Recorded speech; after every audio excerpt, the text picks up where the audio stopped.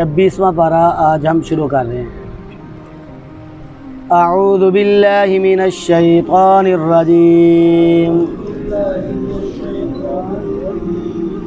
سورۃ الاحقاف مکیہ۔ بسم اللہ الرحمن الرحیم۔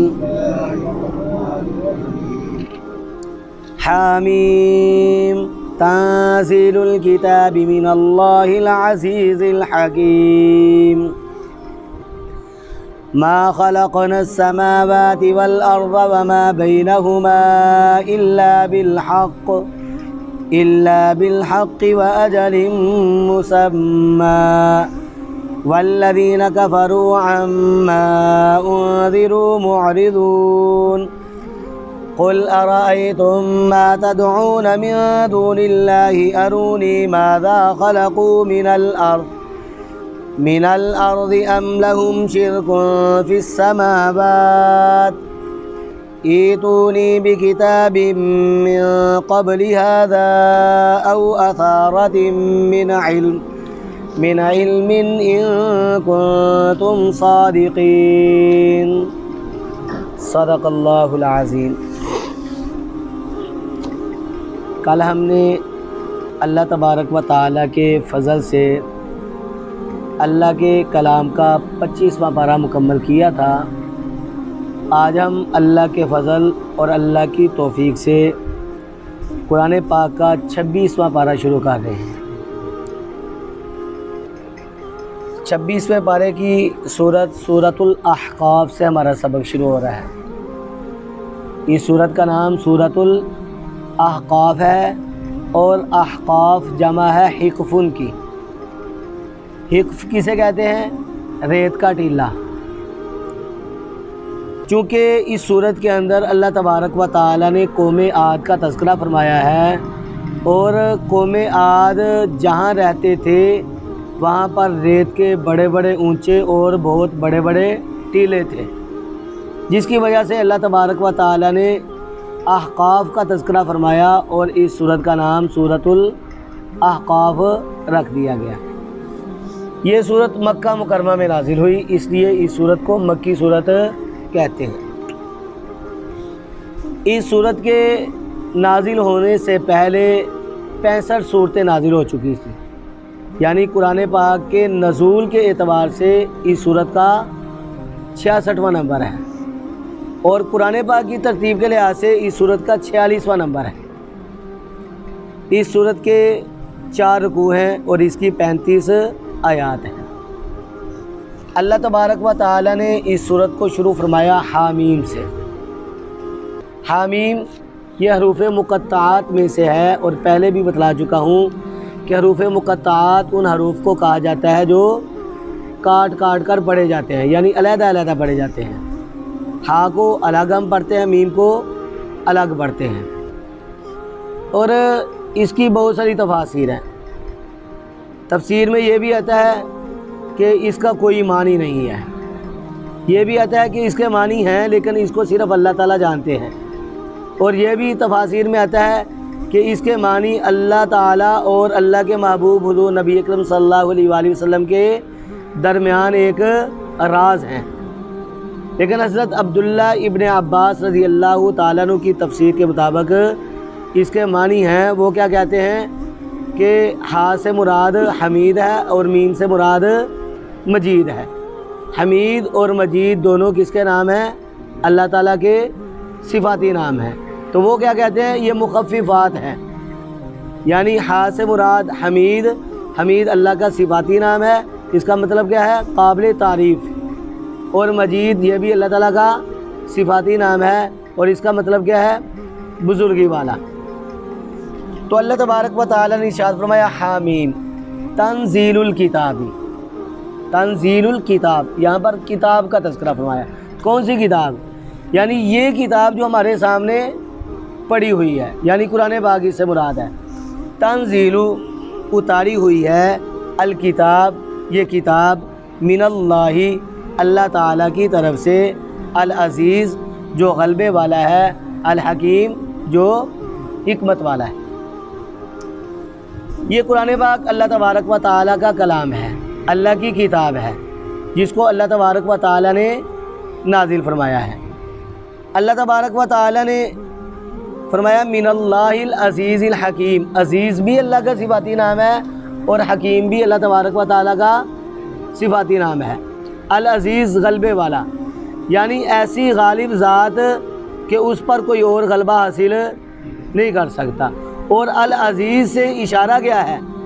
العزیز سے اس بات کی طرف اشارہ ہے کہ جس طرح اللہ تبارک و تعالیٰ کی ذات غلبے والی ہے، اسی طرح اللہ تبارک و تعالیٰ کے فضل سے اللہ کا کلام بھی ساری دنیا پر غالب ہے۔ اور الحمدللہ یہ پھیل رہا ہے، پھیلتا رہے گا اور پھیلتا جائے گا۔ اور اللہ تبارک و تعالیٰ نے ارشاد فرمایا الحکیم، اللہ کی ذات حکمت والی ذات ہے، اس کا کوئی کام حکمت سے خالی نہیں ہوتا۔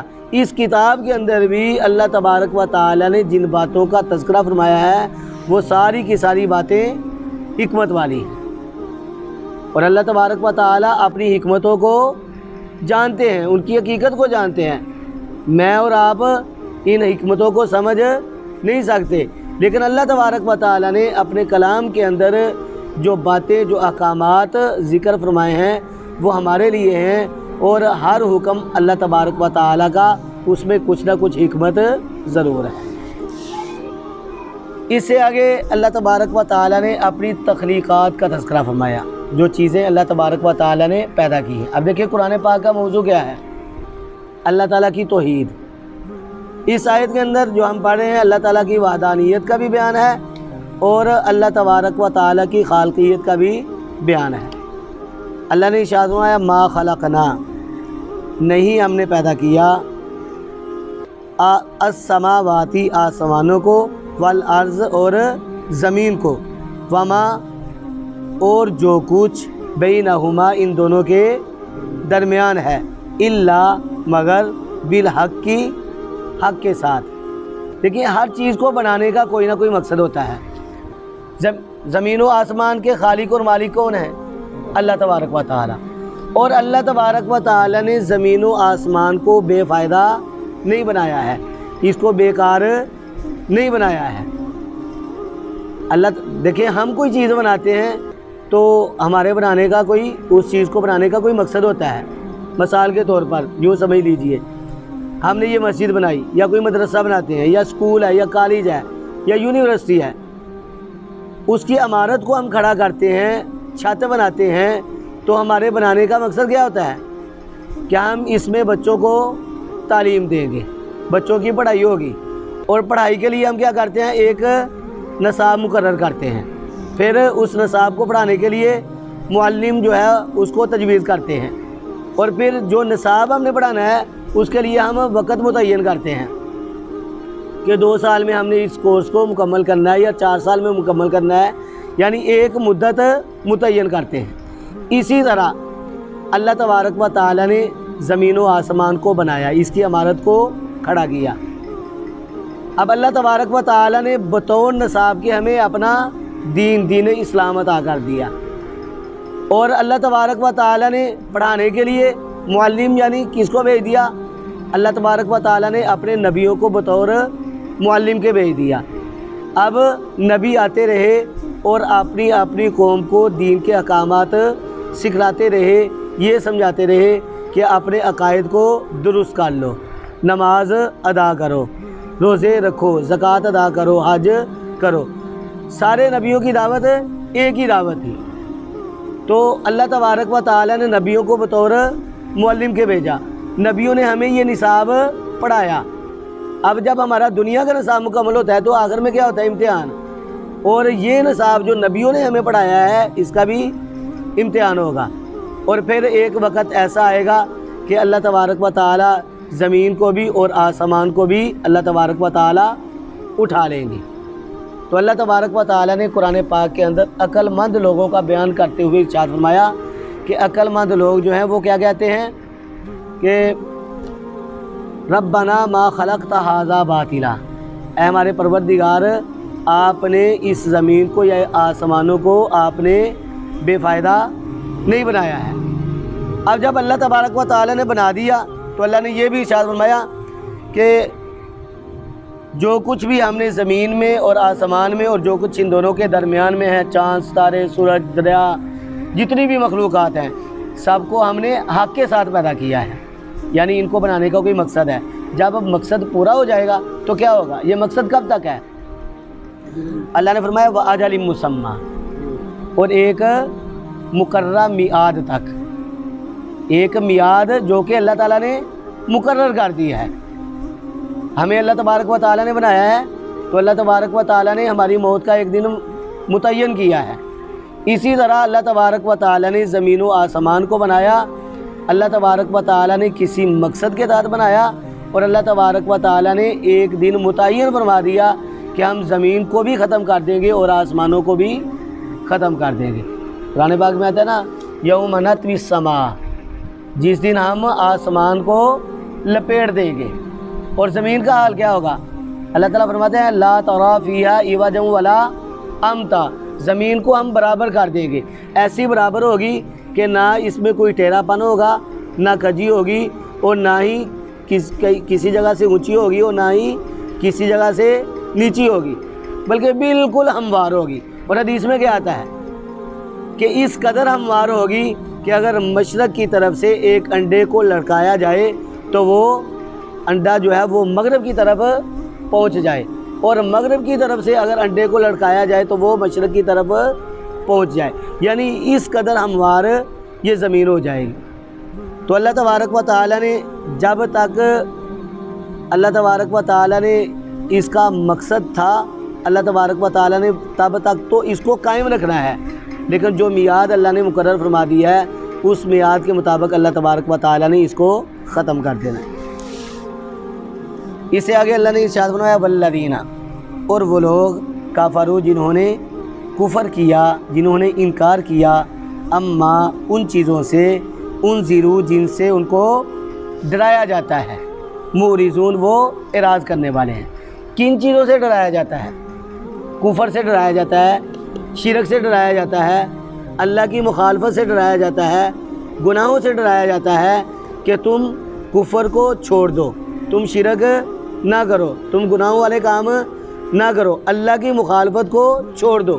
اگر تم نے نہ چھوڑا تو تم پر دنیا میں بھی اللہ کا عذاب آ سکتا ہے، جیسا کہ پہلی قوموں پر آتا رہا ہے، اور موت کے بعد تو یہ عذاب یقینی ہوگا۔ تو اللہ تبارک و تعالیٰ فرماتے ہیں کہ وہ لوگ جنہوں نے کفر کیا یا انکار کیا ان چیزوں سے جن چیزوں سے ان کو ڈرایا جاتا ہے، تو وہ کیا کرتے ہیں؟ اعراض کرتے ہیں۔ یعنی حضور نبی اکرم صلی اللہ علیہ وآلہ وسلم نے بھی، پہلے انبیاء بھی آتے رہے، انہوں نے بھی حقیقت کو کھول کر بیان کر دیا کہ ان کاموں سے باز آ جاؤ، ان کاموں سے باز آ جاؤ۔ انبیاء سمجھاتے رہے لیکن انہوں نے بات کو سمجھا نہیں، اور سن کر اعراض کرتے ہیں، بات کو سمجھتے نہیں ہیں۔ اللہ تبارک و تعالیٰ نے ارشاد فرمایا کہ یہ لوگ اللہ تبارک و تعالیٰ کی وحدانیت کے قائل نہیں ہیں، اور اللہ تبارک و تعالیٰ کے ساتھ دوسروں کو شریک بناتے ہیں۔ اللہ نے اپنے محبوب حضور نبی اکرم صلی اللہ علیہ وآلہ وسلم کو مخاطب فرمایا، اے میرے محبوب آپ ان سے پوچھئے تو صحیح کہ جن کو تم معبود بناتے ہو، جن کو تم رب مانتے ہو، کیا ان میں سے کوئی ایسا ہے جس نے کسی چیز کو بنایا ہے؟ ان سے پوچھئے تو صحیح۔ یہ بات اللہ تبارک و تعالیٰ نے اس آیت کے اندر بیان کی۔ اللہ تعالیٰ نے ارشاد فرمایا قل، اے میرے محبوب آپ کہہ دیجئے، ارأیتم، بھلا تم بتلاؤ، ما وہ جن کو تدعون تم پکارتے ہو، من دون اللہ اللہ کے سوا، ارونی مجھے بتلاؤ، ماذا کیا، خلقو انہوں نے پیدا کیا ہے، من الارض زمین سے۔ بھلا اللہ کو چھوڑ کر جن کو تم اپنا معبود بناتے ہو مجھے بتلاؤ تو صحیح کہ انہوں نے کیا چیز پیدا کی ہے؟ زمین پیدا کی ہے، کیا زمین کا مشرقی حصہ بنا دیا انہوں نے؟ کیا زمین کا مغربی حصہ بنا دیا ہے؟ جو چیز تمہارے جس بزرگ کو تم مانتے ہو اس نے بنائی ہے، مجھے بتلاؤ تو صحیح کہ وہ کون سی چیز ہے، یا کون سا بزرگ ہے جس نے اس چیز کو بنا دیا ہے۔ ام یا لہم ان کے لیے شرکن شراکت ہے فی السماواتی آسمانوں میں، یا جن کو تم مانتے ہو انہوں نے آسمان میں وہ اللہ کے شریک بن گئے ہیں۔ اللہ نے تو آسمانوں کو بنایا ہے، 7 آسمانوں کو بنایا ہے، اگر انہوں نے آسمان بنائے ہیں، آسمان کا جو حصہ بنایا ہے تھوڑا کنارہ بنا دیا ہے، ذرا مجھے بتلاؤ تو صحیح، دکھلاؤ تو صحیح کہ انہوں نے بنایا کیا ہے۔ ایتونی، لے آؤ میرے پاس، بکتابن، کتاب، من قبل ھذا، اس سے پہلے یعنی اس قرآن سے پہلے اگر تمہارے پاس کوئی مسند کتاب ہے جس کے اندر اس شراکت کا ذکر ہے تو تم اس کتاب کو میرے پاس لے آؤ، مجھے بتلاؤ تو صحیح۔ او اثارتن، یا کوئی نشانی، من علم کی، کیا مطلب؟ کسی چیز کے ثبوت کے لیے 2 دلیلیں پیش کی جاتی ہیں۔ ایک دلیل کون سی ہوتی ہے؟ نقلی، ایک ہوتی ہے عقلی۔ نقلی دلیل کون سی ہوتی ہے؟ کتاب کی صورت میں موجود ہو، جیسے ہم دلائل کو تلاش کرتے ہیں کہ فلاں بخاری شریف کے اندر فلاں صفحے پر فلاں حدیث ہے، یہ کیا ہے؟ دلیل نقلی، یعنی جس کو ہم کتاب کے اندر تلاش کرتے ہیں۔ اور دلیل عقلی کیا ہوتی ہے؟ جس کو عقل ہماری ماننے کے لیے تیار ہو جائے۔ اب بغیر کسی دلیل کے بات جو دعویٰ ہے وہ ثابت نہیں ہوتا، تو اللہ تبارک و تعالیٰ نے کیا ارشاد فرمایا؟ اے میرے محبوب، آپ ان سے دلیل عقلی اور دلیل نقلی دونوں دلائل مانگیں اگر وہ سچے ہیں تو۔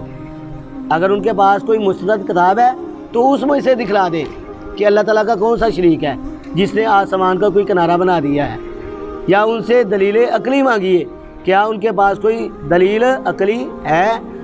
اگر ان کے پاس کوئی دلیل عقلی بھی نہیں ہے، نقلی بھی نہیں ہے، تو پھر اس بات کو وہ مان لیں کہ اللہ تبارک و تعالیٰ کی ذات ہی خالق ہے، اللہ کی ذات ہی مالک ہے، وہی مشکل کشا ہے، وہی حاجت روا ہے، اسی کے پاس سارے کے سارے اختیارات ہیں۔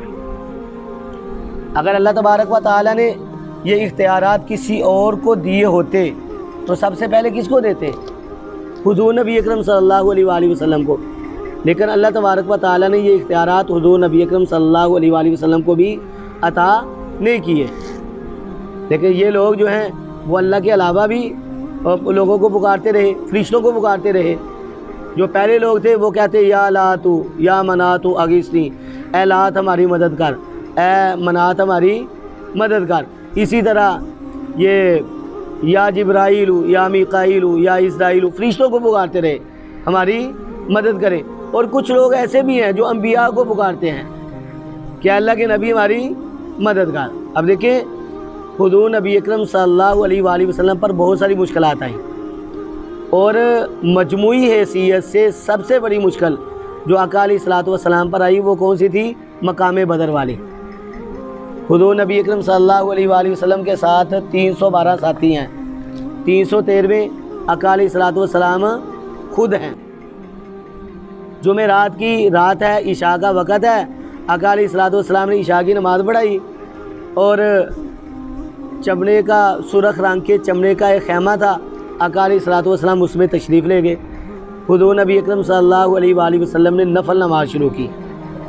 حدیث میں آتا ہے آقا علیہ الصلوۃ والسلام نے بہت لمبا قیام کیا، آقا علیہ الصلوۃ والسلام نے بہت لمبا رکوع کیا، آقا علیہ الصلوۃ والسلام نے بہت لمبا سجدہ کیا۔ دیکھیں حضور نبی اکرم صلی اللہ علیہ وآلہ وسلم سے پوچھا گیا ہے اللہ کے محبوب، بندہ اپنے رب سے کس حالت میں سب سے زیادہ قریب ہوتا ہے؟ تو آقا علیہ الصلوۃ والسلام نے کیا ارشاد فرمایا؟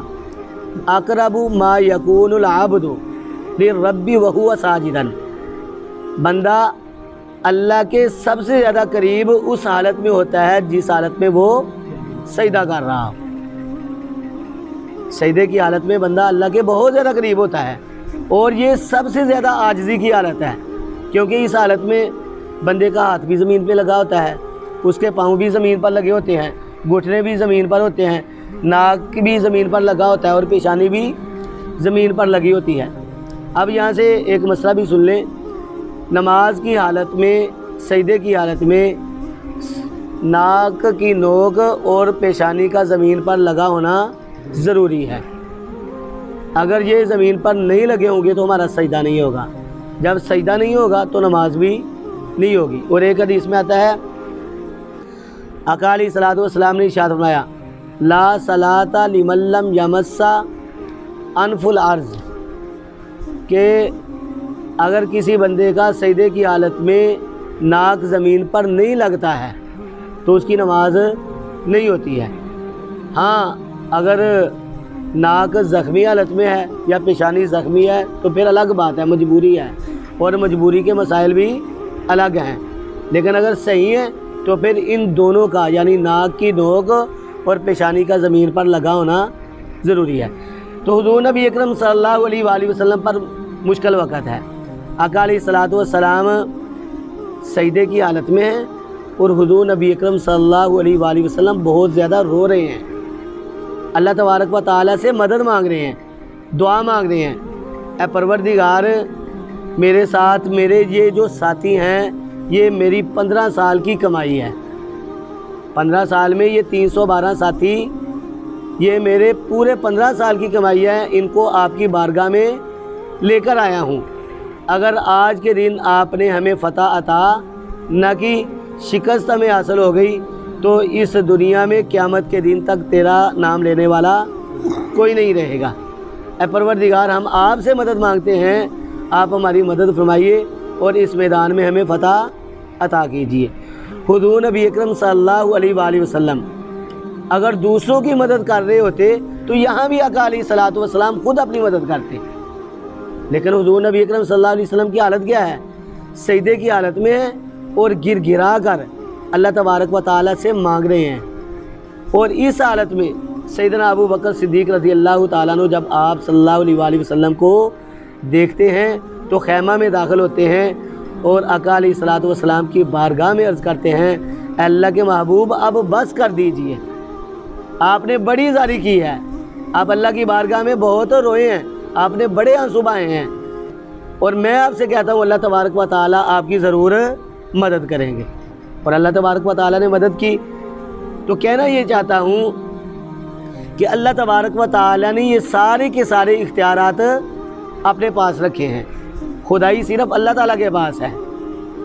اگر اللہ تبارک و تعالیٰ نے ان اختیارات میں سے کسی کو کچھ دینا ہوتا تو سب سے پہلے اپنے محبوب و مکرم نبی حضرت محمد الرسول اللہ صلی اللہ علیہ وآلہ وسلم کو عطا کرتے، لیکن اللہ تبارک و تعالیٰ ارشاد فرما رہے ہیں اے میرے محبوب آپ ان سے پوچھئے کہ کیا زمین و آسمان میں کوئی اللہ کا شریک ہے؟ اگر کوئی شریک ہے تو تم کوئی نقلی دلیل بھی پیش کرو، کوئی عقلی دلیل پیش کرو، اگر تم اس بات کو ثابت کرنا چاہتے ہو، ان کنتم اگر تم ہو صادقین سچے، اگر تم سچے ہو تو پھر دلائل پیش کرو، نقلی بھی اور عقلی بھی۔ اللہ تبارک و تعالیٰ سے دعا ہے اللہ تبارک و تعالیٰ صحیح معنوں میں ہمیں اپنے کلام کی تلاوت کرنے والا، اس کو سمجھنے والا اور اس پر عمل کرنے والا بنائیں۔